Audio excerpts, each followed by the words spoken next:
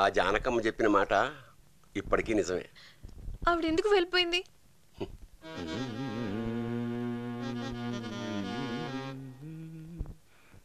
బుజ్జేది శాస్త్రి బయటికి తీసుకెళ్ళాడు.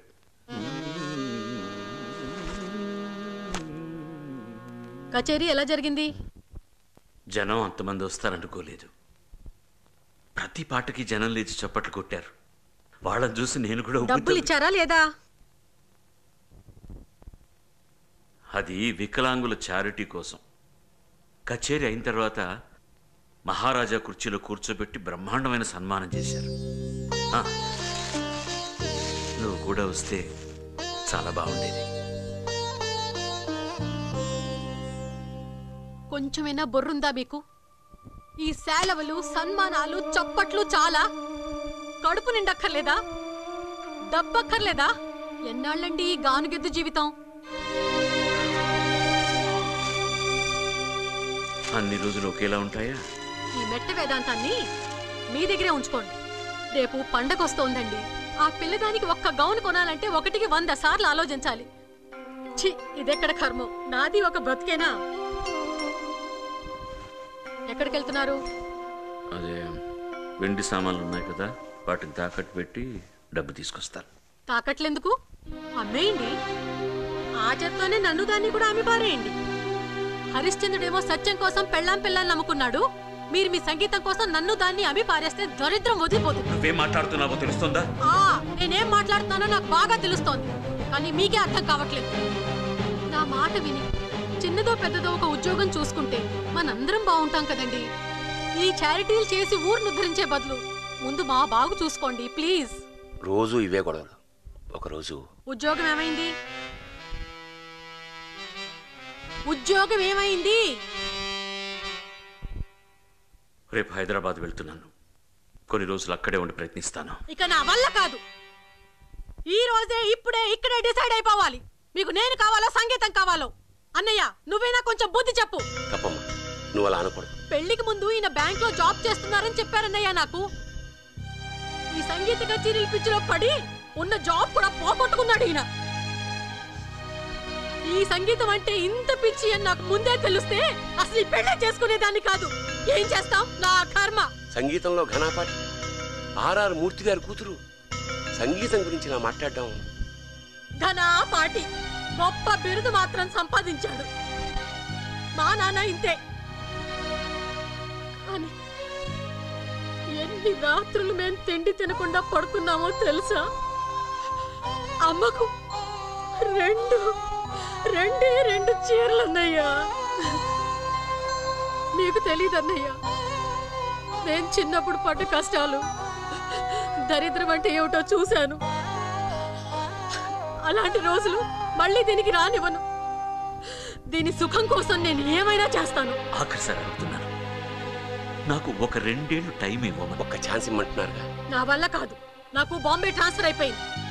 మేం కావాలనుకుంటే మీరు మాతో రండి, లేకపోతే మేము చచ్చిపోయామనుకోండి. జానకి, నీకేమైనా పిచ్చి పట్టిందా? అవును, పిచ్చే పట్టింది. నా కూతురు భవిష్యత్తు గురించి పిచ్చి పట్టింది. నాకు నా కూతురు కావాలి. దాని జీవితం బాగుండాలి. దాని సెక్యూరిటీ కావాలి. అది బాగుండడం కావాలి. అందుకే వెళ్ళిపోతున్నాను. మీరు కావాలనుకుంటే రండి, లేకపోతే. ఆ రోజు కట్టుబట్టలతో కూతురుని తీసుకుని ఇల్లు వదిలి వెళ్ళిపోయింది. వాళ్ళని వెతకాలనిపించలేదా? ఎందుకు అనిపించలేదమ్మా? ఆయనకి జానకమ్మన్నా కూతురన్నా ఎంతో ప్రేమ.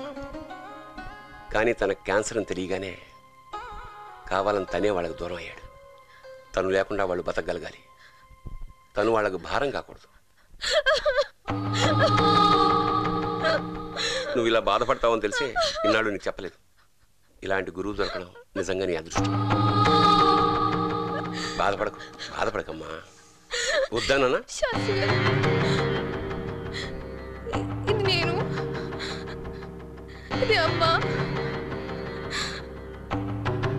గురుగా నాన్న.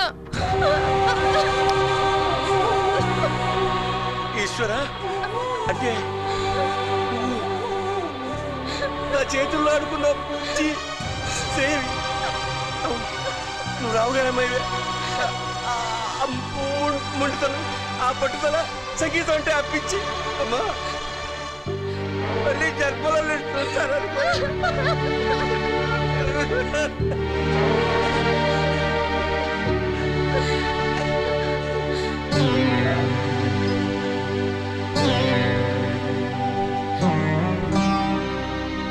శాస్త్రి గారు, నేను నాన్నని చూడాలి. శాస్త్రి గారు, ఈ విషయం గురుగారికి చెప్పకండి. తెలిస్తే సంతోషిస్తారు కదమ్మా.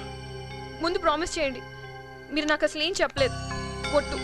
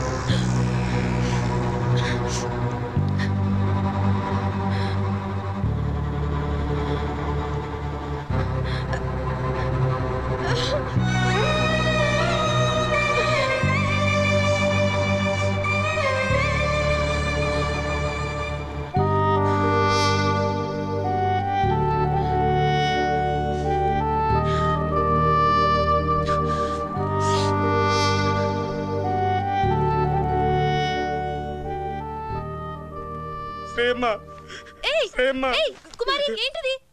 శ్రేయమ్మ, నువ్వే కాపాడాలి. తప్పైపోయిందమ్మా, తనకి నువ్వే చెప్పాలమ్మా. ఆర్ని, ఇంకా ఇక్కడ ఉన్నావా? సచ్చినోడా, సిగ్గులేదు నీకు? ఎల్లు, కొలుతావా, కాళ్ళు కొట్టమంటావా? ఏమైంది? ఏముందమ్మా, అది డబ్బంతా లాక్కొని తన్ని తరిమేసింది. ఈ సచ్చినోడు సిగ్గు లేకుండా మళ్ళీ నా దగ్గరకు వచ్చి పడ్డాడు. బుద్ధొచ్చిందే, సత్య ప్రమాణక ఇంకెప్పుడు తప్పు చేయనే. నాకు నువ్వు పిల్లలు ఇద్దరు కావాలి. ఒక్కసారి దయ ఉంచి క్షమించవే అమ్మా. మీరైనా చెప్పండి అమ్మా. ఓయ్, చెప్తుంటే నీకు కాదు? మొన్నటిదాకా పాపం పాపం అన్నావు, ఇప్పుడు అతనే నీ దగ్గరకు వచ్చి క్షమించమంటుంటే? ఆడిలాంటి ఈ రోజు 100 చెప్తాడమ్మా. మా ఆయలోడు అసలు అప్పుడే తప్పు చేశాను, మీరన్నప్పుడే పోలీస్ రిపోర్ట్ ఇచ్చేసి ఉంటేనా? నేను బుద్ధిగా ఉంటానమ్మా, ఒక్క అవకాశం ఇప్పించండి అమ్మా. కుమారి, నాకు వద్దే వద్దమ్మా. నీకు అక్కర్లేకపోతే నీ ఇష్టం, నీ డెసిషన్. దానికి నేనేం అన్ను. కానీ మీ పిల్లల గురించి ఒకసారి ఆలోచించు. వాళ్ళని తండ్రి నుంచి దూరం చేయకు. తప్పు.